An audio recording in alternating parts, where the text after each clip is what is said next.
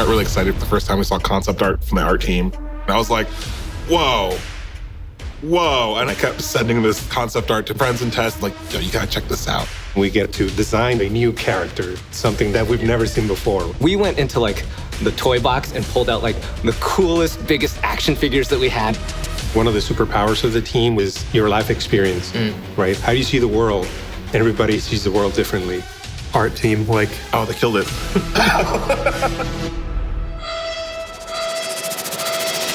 the blue sky phase is a really important part of our process. It's just like, sky's the limit. You can kind of do whatever you want. This is where you don't get like limited by anything.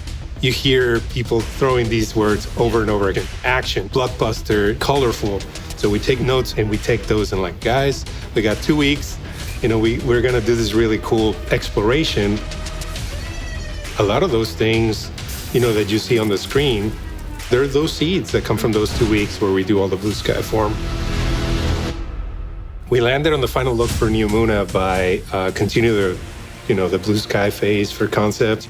Most things around in Destiny are sort of ruined or broken. It's post-apocalyptic. I think a lot of people were expecting something dark, but we wanted to sort of surprise that a little bit. Like, actually, you're in a bright, vibrant city. One of the things that we always want to do in our team is not just do things for the sake of, oh, this looks cool. There's all these storms that go by. So like when you have sort of like a lighthouse and you have lights that go off and sirens that go off to kind of tell people where they are. Another interesting thing is, you know, we got the Strand coming up. So we want to give players a playground where they can go around up and down, left and right.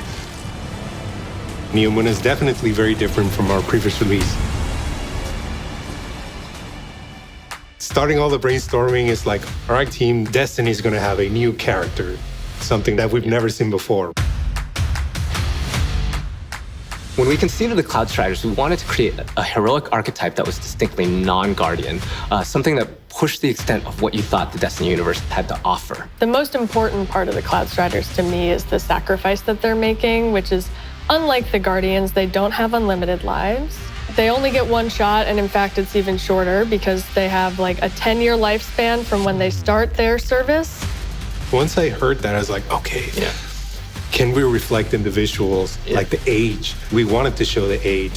When we're talking about what's the anti-Guardian visually, what is going to make these guys like, whoa, what is that? I've never seen that in Destiny. We ended up with a 9-foot-tall superhero. Callus is an interesting character. His opulence, the greed, the gluttony. He looks like he's drooling gold. He's got jewels everywhere. He's got toe rings. My semblance matches my inner beauty. What does it mean to be transformed into like a disciple, right? Like, is he even Cabal anymore? So I think you and I are a little more loose. When we do concepts, like you and I do more like sketchy loose stuff. I get excited for that. I don't know. I have a favorite one that I did, which is like really, I don't even know if we should show it. It's a picture, it's like it's an animated GIF of Callus, and he's like rotating and he's sparkling. You can't contain the Callus like opulence, right? Yeah. He has to come through. Players know this.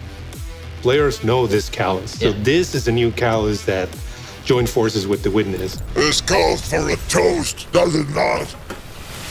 We don't want to come up with just like great visuals. Yeah, like every detail has to support the theme or the story. From the colors, from the shapes, from the function, where it fits with the characters. That's one thing that this team does really well.